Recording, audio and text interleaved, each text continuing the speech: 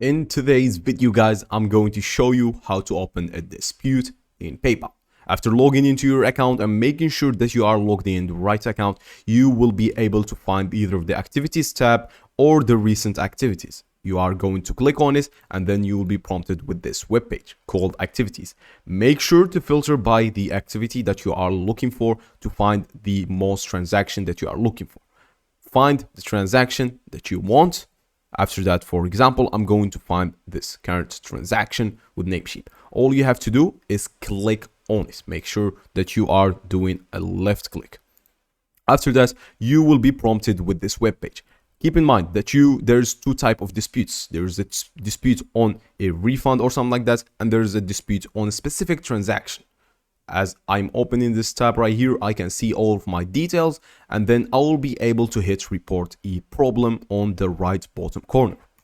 Clicking on it will open this current web page. In this current web page, you will be prompted with something called Resolution Center.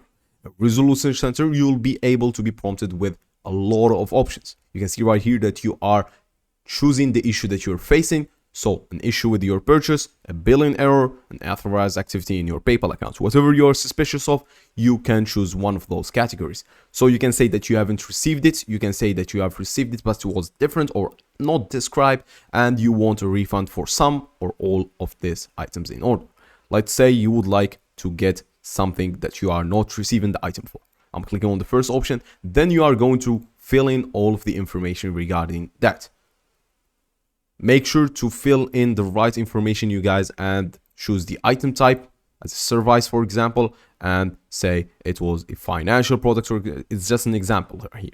And then I haven't received the service, or the service was canceled by the seller. And then you'll be able to hit continue. You are going to do what is the expected amount of the refund and what was the scheduled date of the service. After clicking continue right here, say I'm gonna do $1.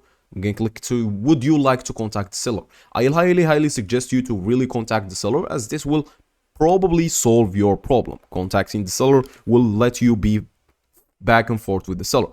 Otherwise, PayPal will take in its hand contacting the seller and understanding the story of the two sides, and it will take them a lot of time to come with an answer whether your dispute is right or wrong. Thanks for watching and goodbye.